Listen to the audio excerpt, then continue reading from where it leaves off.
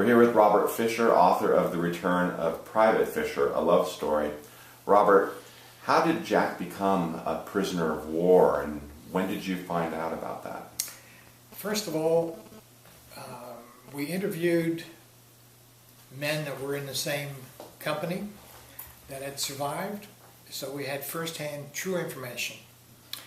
One of the things that came out was that a corpsman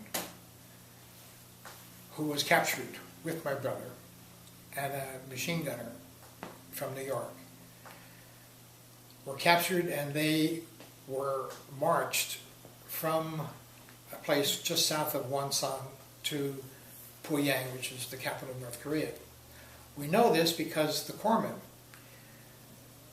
had a very powerful family who had enough influence to make sure that they put him in the Navy, not realizing that the corpsman in the Navy is the corpsman in the Marine Corps.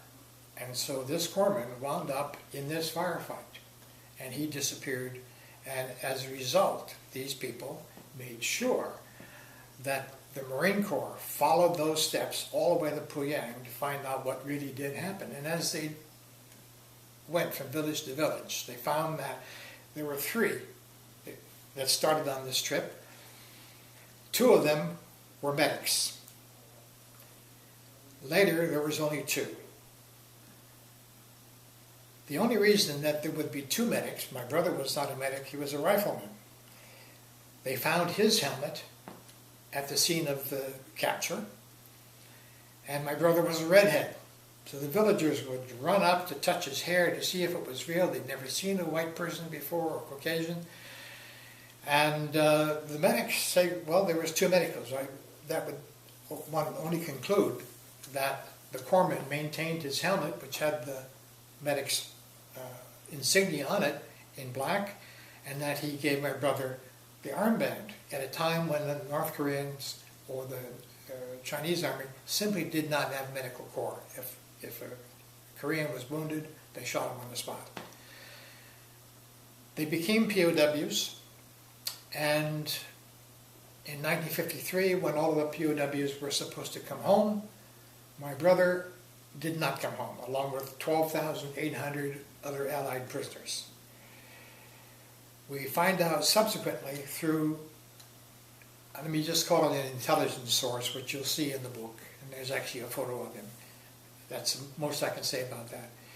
That all of these people, 80% of them went to the Soviet Union, and 20% went to China.